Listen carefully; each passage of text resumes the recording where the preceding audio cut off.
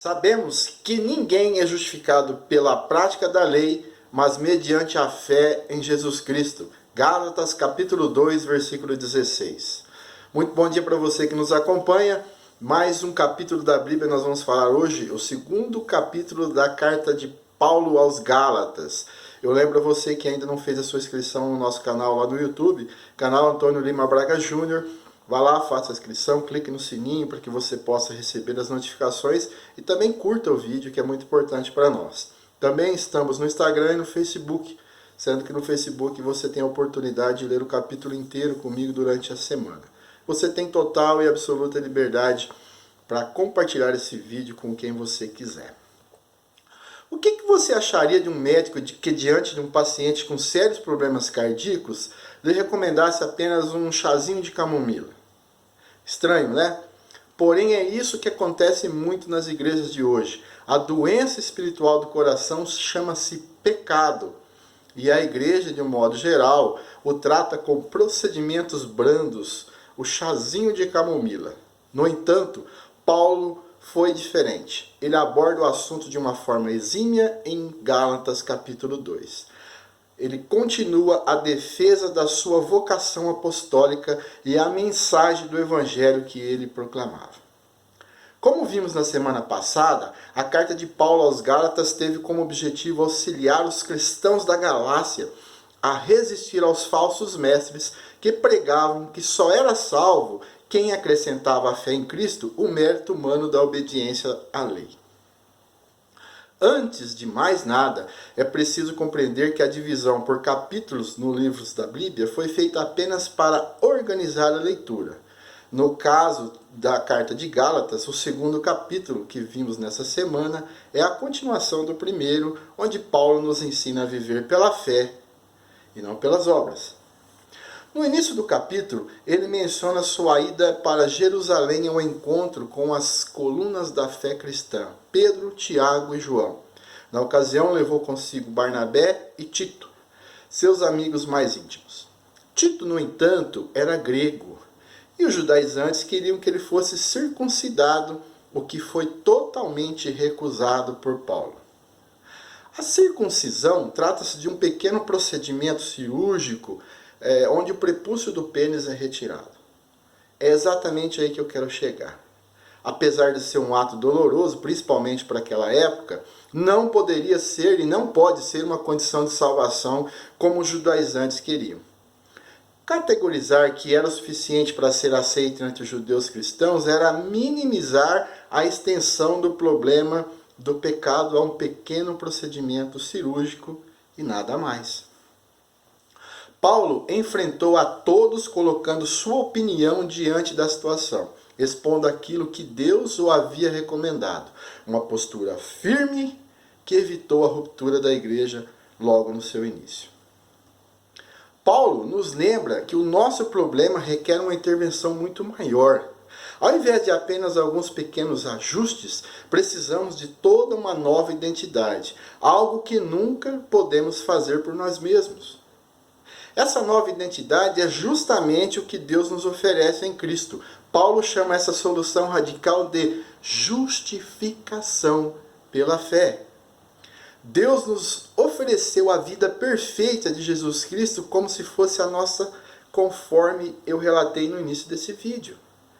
Como eu disse, sabemos que ninguém é justificado pela prática da lei, mas mediante a fé em Jesus Cristo.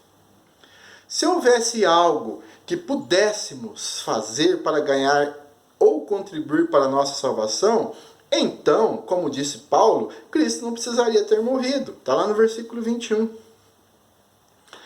Ainda temos o atrito com Pedro. Isso mesmo, Paulo teve um atrito com Pedro. É fato que Pedro fora chamado para evangelizar os judeus, enquanto Paulo evangelizar os gentios. Pedro conviveu com Jesus de perto e pôde acompanhar seus ensinos. Já Paulo era um fariseu que perseguia os cristãos. Versículo 20 está escrito assim: logo, já não sou eu quem vive, mas Cristo vive em mim. Que versículo! A experiência pessoal do apóstolo com Cristo não ficou limitada à estrada de Damasco, mas era vivenciada todos os dias. Ele não usava de subterfúgios para afirmar sua fé. Paulo falava com a alma. Conhecido como apóstolo dos gentios, seu chamado foi específico. Todavia, Paulo nunca desprezou ou declarou nula a lei de Deus, mas procurou colocá-la em seu devido lugar. A lei aponta nossos pecados e, consequentemente, a nossa necessidade de um Salvador. Ela nos mostra que não devemos viver como bem desejamos, mas é que há um padrão de conduta estabelecido por Deus para a nossa própria felicidade e proteção. Mas a salvação está ligada diretamente a Jesus. Ele foi obediente até a cruz. Você pode confirmar isso em Filipenses capítulo 2, versículo 8. Todo aquele, pois, que nasce no reino dos céus, como uma nova criatura, terá por privilégio o ser participante da obediência pela fé em Cristo.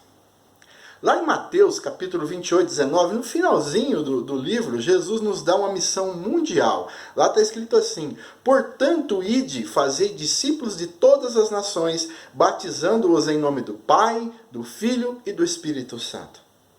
Essa missão foi mais bem compreendida lá no Pentecoste, quando os apóstolos, cheios do Espírito Santo, falaram no idioma natal de irmãos judeus de várias partes do mundo. Está em Atos 2 e 4. Mas quando a missão passou a incluir os gentios, surgiram as primeiras dificuldades. Como os judeus convertidos ao cristianismo vinham de uma cultura profunda do judaísmo, não compreendiam a grandiosidade do amor de Deus. Surgiu aí muita divergência e discussão acerca dessa inclusão. Paulo, no entanto, era pouco tolerante quanto à imaturidade nesse sentido. Ele buscava de todas as formas persuadir as igrejas a acolher os gentios sem exigir-lhes nada além do que havia sido decidido num concílio que está lá em Atos 15, 19, onde está escrito: por isso julgo que não se deve perturbar aqueles dentre os gentios que se convertem a Deus. No versículo 12, Paulo relata que repreendeu Pedro pela sua dissimulação diante dos judeus. É uma palavra pesada? Pedro foi dissimulado diante dos judeus? Foi. Pedro se mostrava falso, pois estando ausente de Tiago e seus outros companheiros, se aproximava dos gentios. Mas quando se encontrava com os seus companheiros, afastavam-se dos gentios.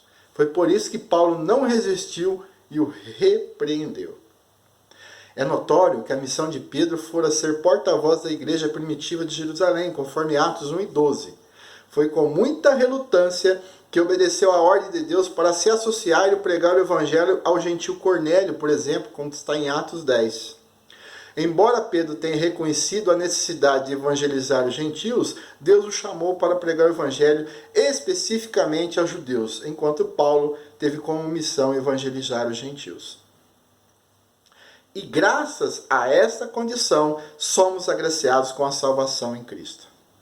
Quando compreendemos sobre a justificação pela fé e o testemunho da verdadeira conversão, verificamos que gentil ou judeu, homem ou mulher, escravo ou livre, rico ou pobre, todos são convocados a comparecer perante o Senhor.